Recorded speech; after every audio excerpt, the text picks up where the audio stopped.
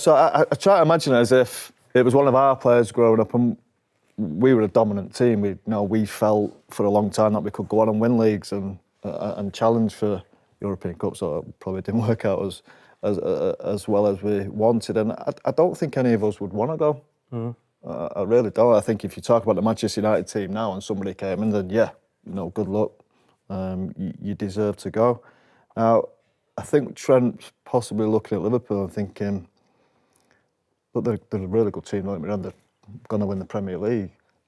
It doesn't feel like it's going to be a dominant team now for years to come. We'll get back to Scholes in just a quick second, but remember, if you like this video, please like, share and subscribe. And don't forget to click the notification button so that you know when the next Big D Talks Football video hits. And as ever, if something is on your mind, if something is bubbling up inside of you that you need to express, please put it in the comments. The Big D always reads the comments and he's always interested in what is on your mind. Anyway, in this little clip, it's a nice little clip, actually. It's a very astute, reasoned opinion, couple of opinions, really, on the Trent Alexander-Arnold situation from Paul Scholes and a lifetime Liverpool fan. That's all I'm going to say on it. Have a look at the clip and stick around for after the clip because the Big D is going to give his thoughts on what is being said in said clip. Here they are.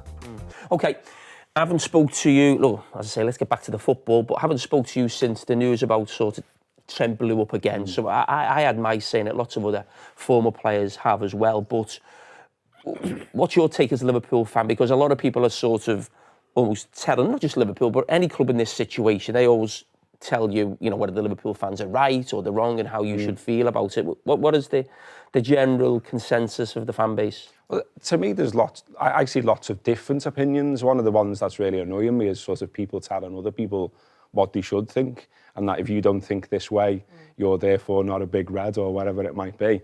I think I'm quite cold about football. I still like it, I still go, I'm still passionate about it, I still have a great time.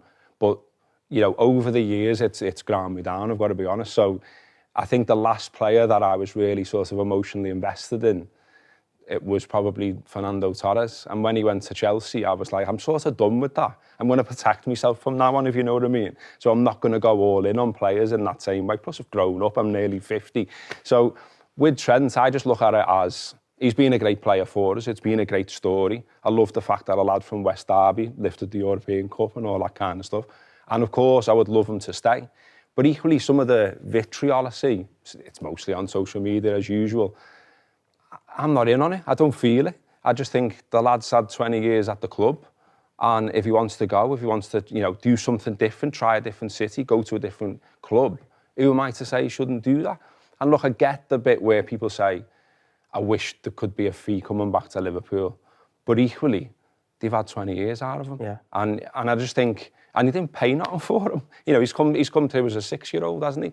And I also think as well, there are just nuances to whatever argument you make, there's a slight nuance to it. So even that saying about a transfer fee, if there was one, would Madrid still be interested?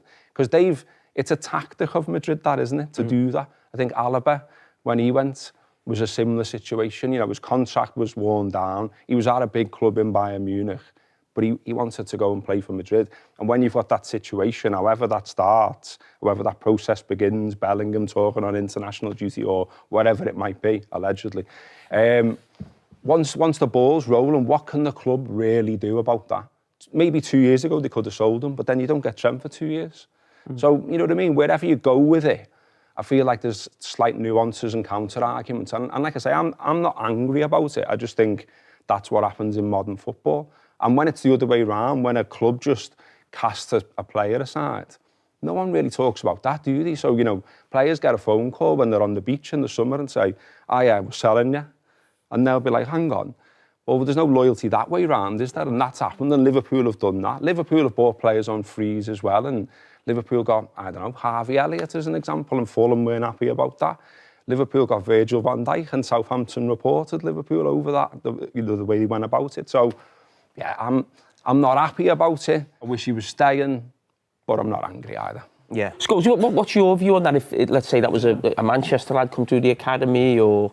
Right, yeah, so I try to imagine it as if it was one of our players growing up, and we were a dominant team. We felt for a long time that we could go on and win leagues and challenge for European Cups. So it probably didn't work out as well as we wanted, and I don't think any of us would want to go. I really don't. I think if you talk about the Manchester United team now and somebody came in, then good luck.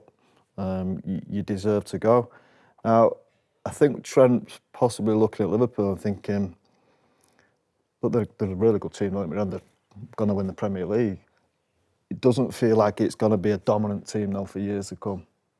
You might disagree with that. I don't know. You might disagree, but it doesn't feel like that at this point. It still feels like there's a few issues at Liverpool. Obviously with Trent, with Van Dijk and Mo Salah, and you still think there's a bit of work to do. So I think that's the main difference. And they'll go to Real Madrid, and Real Madrid are going to win leagues. They are going to probably win European Cups for the next 10 years. So I can understand him wanting to do it from that point of view. Gareth, you've got a question for Kieran? I just wondered how you thought the club might be looking at the Trent situation. So, what I just talked about there about getting a transfer fee. What would the bean counters think about, losing this fee that was never on the table in the first place? Would they be tearing their hair out saying that's 70 or 80 million quid down the drain? Or would they be saying he was nothing in the first place? We've had this value out of him. We've had perhaps the peak of his career. We've done all right out of him. Well, I think there was an offer from Real Madrid in January, and it was about 25 million. Derisory. Yeah. They turned that down. Now, why did they turn that down? Because they're looking to qualify for the Champions League next season. That's the most important thing. That's worth up to 150 to 200 million. So therefore, by keeping Trent at the club and making sure that they win the Premier League, you do it from a financial point of view, making progress in Europe, making progress in the Cups. They would have done the sums because they are the most cold and calculating and forensic club going, and they are brilliant at what they do. So they simply said, we are better off keeping him till the end of the season. That £25 million lost will be more than made up by winning the Premier League. The bonuses they get from sponsors, getting the additional money you get from being the top club from the English 5 in next year's Champions League, that has all been factored into that decision. And 10 million quid off the wage bill when he goes as well. Well, I think it might have to go and sign somebody else. So you look at always look at things on a net basis. Baz? A lot of the times when I watch any kind of football panel show or debate or fan reaction or something like that, emotions always seem to switch people's brains off, and they start sort of going a little bit mental and saying people should be doing this, people should be doing that, or they'll be saying something that just doesn't quite make sense. But every now and then, someone says something that is just on the button and logical. And I'm a United fan, Manchester United, born and raised. And who'd have thunk, in this day and age of the overzealous Roy Keane and Gary Neville going off on one about something or whatever, that logic would come from a Liverpool fan.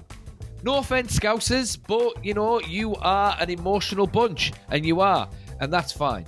But Big D can be emotional too at some time, so fair play. Anyway, but the guy hits the nail on the head. Trent Alexander-Arnold has achieved everything that he possibly can at Liverpool. He's won the league. Looks like he's going to win it again. He's won the Champions League.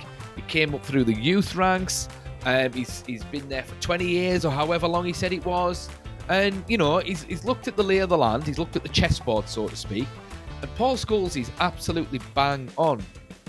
Because although Liverpool have walked the title this year, still a lot of uncertainty with that team, and it doesn't actually look like it's going to dominate for years to come. So he's probably looked at the situation and thought, well, Real Madrid are coming in, and it looks like Real Madrid are going to dominate Europe for the next 15 years with the players that they've got. Why not try something new over there? Arne Slot has come into that Liverpool team, and he's done the intelligent thing, and he's just organised them on the pitch well and just let them crack on. He didn't need to do anything. He didn't need to do a thing. That is Klopp's team. He had them well drilled. All he needed was a little freshener, and Arne Slot came in, a little bit of breath of fresh air, and just allowed them to play. And they've been the most consistent side, and they're going to win the league. I mean, it's helped that everyone else has been crap, but still, it's not been a difficult situation for him. So, I mean, the Big D surmises that perhaps Trent has looked at the situation and realised that long term, because he'll have started to implement his own ideas at this point, Arne Slot, long term, maybe he's looked at those ideas and thought, I'm not fancying this guy. I'm not fancying him. And if that's the case, then he's got a big fancy pants offer from Real Madrid, so off he goes. And why not? And I've said this before. I think Real Madrid are preparing for Xabi Alonso to take over from Carlo Ancelotti. And he likes to play with wing-backs. So he's gone out there and got arguably the best right wing-back in the world. Certainly one of them anyway. Fair play. And I believe they're after Alphonso Davies as well. So they're going to want to shore up that system with the two best left-backs, two best wing-backs in the world. So they're planning for Xabi Alonso in my estimation. So I think that's one of the reasons why Trent Alexander-Arnold has been a target for Real Madrid. But that being said, I mean, regardless of whether or not Arne Slot is, going to be the man for the long term, Liverpool's recruitment has been absolutely fantastic. And yeah, Trent Alexander-Arnold, he's going to go away for free, basically, but they are going to get his big fancy pants wage bill off the wage bill, so they'll have someone lined up. The recruitment has been class. They'll have some obscure Armenian wing-back there waiting that they're going to buy from Bodo Glimt or something like that for 2 million, and they're going to be paying him about 25 grand a week, and he's going to come in and he's going to be class for 2 years, and then he's going to sign a new bumper contract. That's what will probably happen. Something along those lines. Because I find it hard to believe that Liverpool are letting him go without having someone to sort of replace him. And I mean, Liverpool have been very shrewd, generally speaking. I mean, they could have thrown everything at Trent and paid him a fortune, but they've probably looked at it and thought, well, he's going to probably want 350k a week. Or actually, I'm not entirely sure what he's on, but I very much doubt he's on 350k, but he's probably going to want 350k a week, which is insane for a right wing back. So he probably looked at that and thought, well, not sure he's worth it when we've got so-and-so from Bodo Glimt or wherever. So it just seems to work out well for both sides. And the point was made very well there and very astutely that, yeah, all these people moaning that he's gone and he's not shown loyalty, blah, blah, blah, blah, blah, blah. But these football clubs are ruthless. Loyalty is only there when it suits. As soon as a player is past his sell-by date, then they're out.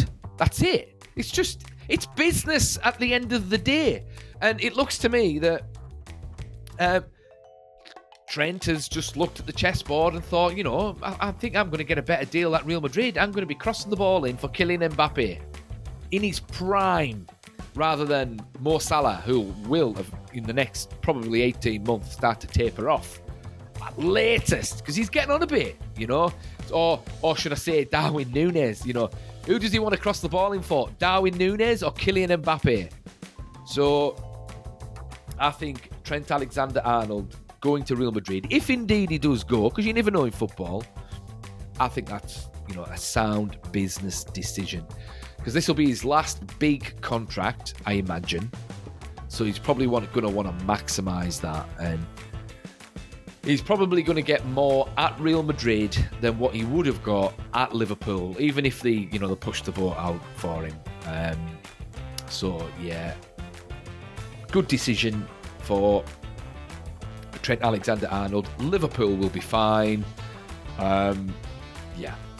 But what do you guys think? Would you prefer he stayed? You Liverpool fans, would you prefer he stayed at Liverpool? Or are you not bothered? Are you happy to see him go and wish him all the best?